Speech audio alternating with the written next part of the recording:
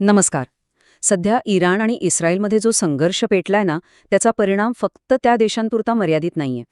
खरं तर या संघर्षाची झळ भारताच्या अर्थव्यवस्थेलाही बसू शकते, आणि तीही एका मोठ्या संकटाच्या रूपात. आज आपण याच धोक्याबद्दल म्हणजे स्टॅगफ्लेशनबद्दल सविस्तर बोलणार आहोत. ठीक आहे, तर आपण हे कसं समजून घेणार आहोत? सगळ्यात आधी आपण पाहू की सध्याची नेमकी परिस्थिती काय आहे. मग स्टॅगफ्लेशन हा शब्द जो आपण ऐकतोय तो नेमका आहे तरी काय. त्यानंतर आपण इतिहासात डोकावून बघू की असं संकट आधी कधी आलं होतं का, आणि हो, यावेळची परिस्थिती वेगळी का आहे हेही समजून घेऊ.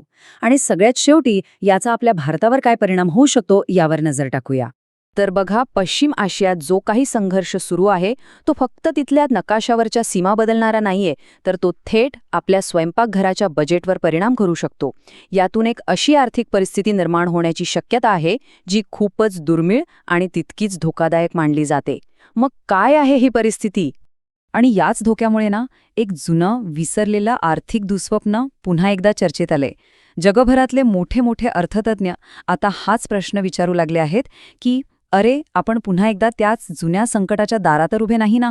बरं, इतका वेळ आपण ज्या धोक्याबद्दल बोलतोय त्याचं नाव आहे स्टॅगफ्लेशन. आता हे नाव ऐकून कदाचित अनेकांना नवीन वाटेल, पण काळजी करू नका. चला एकदम सोप्या भाषेत समजून घेऊया की हे नेमकं काय प्रकरण आहे. सोप्या शब्दांत सांगायचं तर स्टॅगफ्लेशन म्हणजे एक अशी विचित्र आणि त्रासदायक परिस्थिती जिथे लोकांची पगारवाढ थांबते, कंपन्या नवीन नोकर भरती करत नाहीत, म्हणजे आर्थिक वाढ पूर्णपणे ठप्प झालेली असते. पण त्याचवेळी भाजीपाला, पेट्रोल, दूध यांसारख्या रोजच्या गरजेच्या वस्तू मात्र दिवसेंदिवस महाग होत जातात. म्हणजे बघा, एकाच वेळी मंदी आणि महागाईचा दुहेरी मार. हा जो शब्द आहे ना, स्टॅगफ्लेशन, तो साधारणपणे 1970च्या दशकात पहिल्यांदा वापरला गेला. त्यावेळी जगाने पहिल्यांदाच अशा मोठ्या आर्थिक संकटाचा सामना केला होता. एका ब्रिटिश राजकारण्याने या परिस्थितीचं वर्णन करताना म्हटलं होतं की हे म्हणजे दोन्हीकडून संकट आहे. एका बाजूला महागाई आणि दुसऱ्या बाजूला मंदी, आणि दोन्ही एकाच वेळी हल्ला करतात. आता प्रश्न येतो की हे घडतं तरी कसं?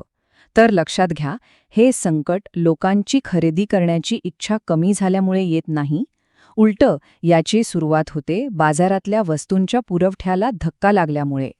विशेषतः पेट्रोल, डिझेलसारख्या अत्यंत महत्त्वाच्या गोष्टींचा पुरवठा जेव्हा अचानक कमी होतो तेव्हा हे संकट उभं राहतं. आता ह्या स्क्रीनवर आपण पाहू शकतो की याचा परिणाम नेमका कसा होतो. समजा युद्धामुळे तेलाचा पुरवठा थांबला, मग काय होणार? बाजारात वस्तू कमी येणार. आणि अर्थशास्त्राचा अगदी साधा नियम आहे, जेव्हा वस्तू कमी असतात आणि ती हवी असणारे लोक जास्त असतात तेव्हा त्या वस्तूंच्या किमती आपोआप वाढतात. म्हणजे होतं काय की वस्तू महागही होतात आणि त्या कमी प्रमाणात उपलब्धही असतात. दोन्ही बाजूनी फटका बसतो. आणि हो, ही काही केवळ पुस्तकातली थेअरी नाहीये. इतिहासात असं प्रत्यक्षात घडलंय आणि त्याचे परिणाम खूपच गंभीर होते. चला जरा इतिहासाची पानं उलटून पाहूया आणि बघूया की हे भूत आधी कधी अवतरलं होतं. 1970च्या दशकात मध्यपूर्वेतील युद्धांमुळे दोनदा असं झालं होतं की तेलाचा पुरवठा जवळपास थांबलाच होता. ह्या घटना इतिहासात ऑइल शॉक म्हणून ओळखल्या जातात आणि त्या स्टॅगफ्लेशनचं अगदी पाठ्यपुस्तकातलं उदाहरण आहेत. आणि असा मोठा फटका तेव्हा भारतालाही बसला होता. कारण विचार करा, आपली अर्थव्यवस्था आयातीवर अवलंबून आहे. त्यामुळे तेलाच्या वाढलेल्या किमती तेव्हा आपल्यासाठी एक भयंकर मोठं संकट ठरल्या होत्या. याचा परिणाम किती भयंकर होता हे या आकड्यांवरून आपल्या लक्षात येईल.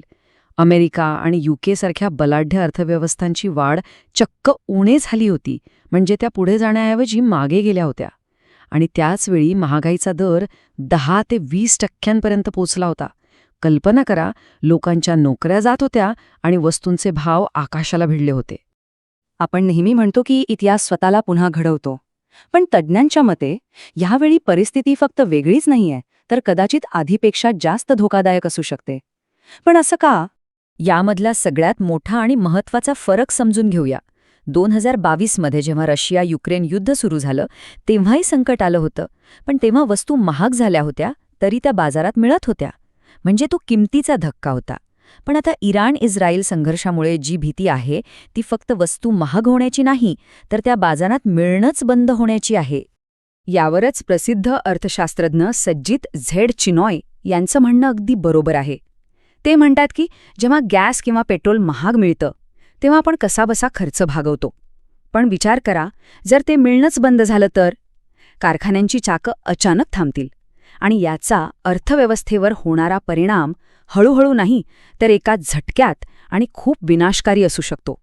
आता येऊया सगळ्यात महत्त्वाच्या प्रश्नाकडे. या सगळ्या जागतिक घडामोडींचा आपल्या भारताशी नेमका काय संबंध आहे आणि आपण याबद्दल इतकी चिंता का करायला हवी? याचं कारण असं आहे की 1970च्या तुलनेत आजचा भारत ऊर्जेवर आणि कच्च्या तेलावर खूप जास्त अवलंबून आहे.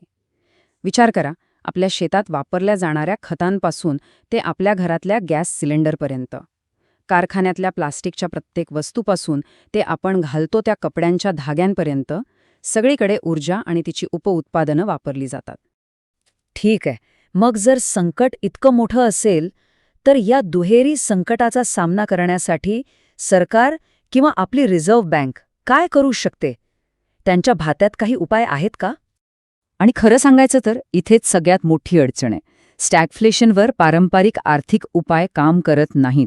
म्हणजे बघा, जर सरकारने आर्थिक वाढीला चालना देण्यासाठी प्रयत्न केले तर महागाई अजून वाढते आणि याउलट जर महागाई आटोक्यात आणण्याचा प्रयत्न केला तर आर्थिक वाढ आणखी मंदावते. हा एक विचित्र चक्रव्यूह आहे. त्यामुळे सरकार चालवणारे लोक आणि रिझर्व्ह बँक एका विचित्र कोंडीत सापडतात. महागाई कमी करण्यासाठी व्याजदर वाढवले तर कर्ज महाग होतं आणि उद्योगधंदे मंदावतात, आणि मंदी कमी करण्यासाठी व्याजदर घटवले तर लोकांच्या हातात जास्त पैसा येतो आणि महागाई आणखी भडकते. एका बाजूला आड आणि दुसऱ्या बाजूला विहीर, अशी ही परिस्थिती आहे. तर मग हे एक भीषण वादळ आहे जे आपल्यावर आदळणार आहे, की एक आव्हान आहे ज्याला आपण तोंड देऊ शकतो? हा धोका नेमका काय आहे हे समजून घेणं ही या संकटावर मात करण्याची पहिली पायरी आहे. पण यातून भारत कसा मार्ग काढतो यावरच आपल्या देशाचं आर्थिक भविष्य अवलंबून असतं.